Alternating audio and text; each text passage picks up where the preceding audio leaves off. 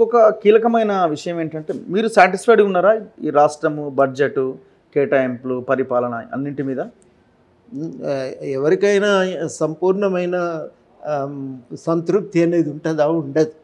ఉన్నంతలో ఇది బాగానే ఉంది అనేది నాకున్న అభిప్రాయం. ఎందుకంటే చాలా వరకు పెండింగ్ ప్రాజెక్ట్స్ ఉన్నాయి. ఆ పెండింగ్ ప్రాజెక్ట్స్ అట్లా నలుగుతూ ఉన్నాయి. మీరు బ్రాహ్మణవెల్లి ప్రాజెక్టు చూస్తే మీరు 200 కోట్లు పెడితే అయిపోతుంది. దానికోసం ఒక 15 ఏళ్ళ నుంచి నానిపోతున్నది ఆ ప్రాజెక్టు. అట్లాంటివి ఇప్పుడు శ్రీశైలము టనల్ ప్రాజెక్టు అది పూర్తి చేస్తే జిల్లాకు వరద అయినది వాస్తవానికి. అట్లాంటి దానికో 1000 కోట్లు 2000 కోట్లు ఇస్తే అయిపోతుంది. అట్లా వాటి అన్నింటినీ పూర్తి చేద్దాము రాబోయే 2-3 ఏళ్లలో అనే లక్ష్యంతో డబ్బులు వీటన్నింటిని పూర్తి చేయటమే లక్ష్యంగా తక్షణం ఆయకట్టును పెంచే ఆలోచనతో చేయటం అదొక మంచి ఆలోచన. రెండోది గోదావరి మీద కట్టిన కాళేశ్వరం ప్రాజెక్టు లోపాలన్నీ బయటపడ్డ తర్వాత అది నిలబడుతుందా లేదా అనే అనుమానాలు బలంగా వ్యక్తమవుతున్న సమయాన వాళ్ళు ఉన్నంతలో గోదావరి పరివాహక ప్రాంతాన్ని కాపాడటం ఎట్లా అనే దానిపైన దృష్టి పెట్టి దాని మీద ఒక ప్రయత్నం జరుగుతున్నది. నా దృష్టిలో ఇవి రెండు కూడా చాలా బాగానే ఉన్నాయి. తక్షణ లక్ష్యాలుగా కూడా అవి చాలా బాగానే ఉన్నాయని అనుకుంటున్నా. అదేవిధంగా విద్యారంగానికి 1-2% కేటాయింపులు పెంచారు, వైద్య రంగానికి పెంచారు. చాలా ఇంకా పెంచితే బాగుంటుంది. దారుణంగా సార్ 7% ఎడ్యుకేషన్ 3.9% హెల్త్ పెంచాలి. లాస్ట్ టైం 6 ఉండే 6.5 ఉండే, ఈసారి 7.5కు 1% పెరిగింది. చాలదు, ఇంకా పెరగాలి.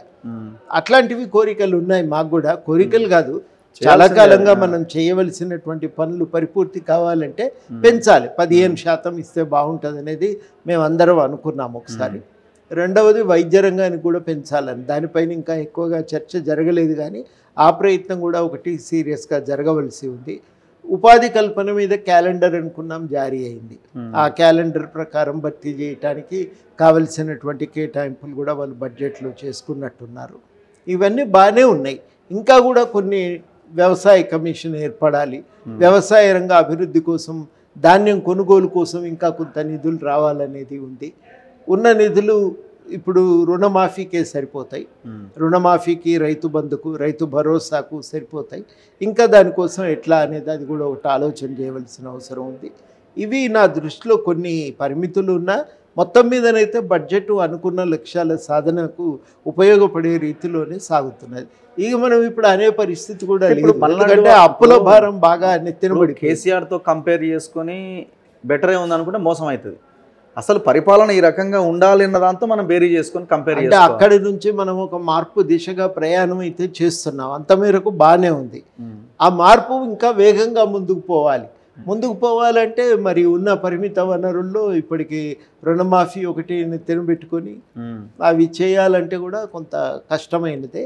కానీ జరగవలసిన పని ఆ రకంగా ఆ కోణంలోనైతే జరగవలసిన అవసరం. సో పొలిటికల్గా మాట్లాడితే ఇప్పుడున్న సిచ్యువేషన్లో ఇప్పుడు కొత్తగా మళ్ళీ ఎమ్మెల్యేలను తీసుకుంటున్నారు బీఆర్ఎస్ పార్టీ నుంచి. సో మీలాంటి వాళ్ళు కూడా ఈ జంపింగ్ల విషయంలో చాలా తప్పుపట్టారు గతంలో. ఇప్పుడు ఎట్లా అనిపిస్తున్నది మీకు? ఇది కరెక్ట్గా అనిపిస్తున్నదా? అవసరం ఉంది అని మీరు అనుకుంటున్నారా? ఇప్పుడు కూడా నేను అనుకునేది ఏంటంటే, ఇప్పుడు కొన్ని ప్రకటనలు బీఆర్ఎస్ వాళ్ళు అనవసరంగా మేము ఇంకా గవర్నమెంట్ ఉండని ఏం కూలుస్తాము అని అనటం, బీజేపీ వారు కూడా గవర్నమెంట్ ఎక్కువ రోజులు ఉండదని ప్రకటనలు చేయటం, ఇవన్నీ కూడా అనుమానాలకు దారితీస్తుంది, అనవసరమైన అనుమానాలకు దారితీస్తుంది.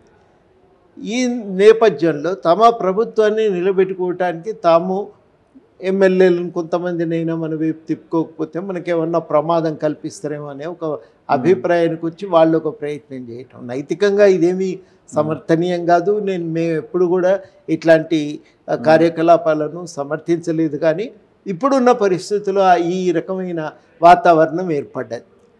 బీఆర్ఎస్లో ఉన్న ఎమ్మెల్యేల ఆలోచన ఎట్లుందంటే, కాంగ్రెస్ తీసుకోపోతే బీజేపీలోకైనా వెళ్ళిపోదామని. అట్లా వాళ్ళు అటో ఇటో వెళ్ళిపోవాలనుకున్నప్పుడు మరింత నష్టం కదా మనకు.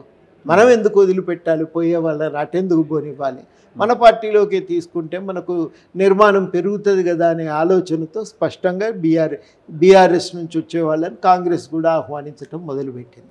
అంటే రాష్ట్రంలో ఉన్న రాజకీయ పరిణామాల్లో వాళ్ళు అట్లాగే బీఆర్ఎస్లో ఉండి మేము ఈ పార్టీ నుంచి రాష్ట్ర అభివృద్ధికి మేము కట్టుబడి పనిచేస్తాము, ప్రతిపక్షంలో ఉండి అనుకుంటే ఇబ్బంది లేదు.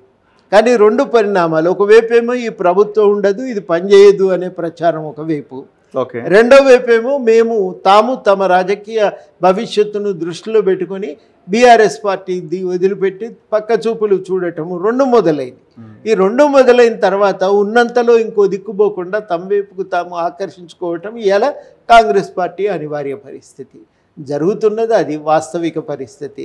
ఇక దాంట్లో మనం ఏం మాట్లాడలేని సందర్భం, దుస్థితి ఏమన్నా అనుకోండి. ఇంకొకటి, ఇప్పుడు బై ఎలక్షన్ వచ్చే అవకాశం ఉందనిపిస్తున్నదా మీ అంచనా ప్రకారం? 26 మంది రావాలి, 26 మంది వచ్చే అవకాశాలు అక్కడ కనబడట్లేదు. 4.5 ఏళ్ళన్నా జరపాలి స్పీకర్. ఏం జరుగుతుంది అనేది మనకు అది తెలియట్లేదు. మీకు అంచనా ఉంటుంది కదా సార్ ఖచ్చితంగా? మీకు గతంలో పరిణామాల మీద అవగాహన లేదా?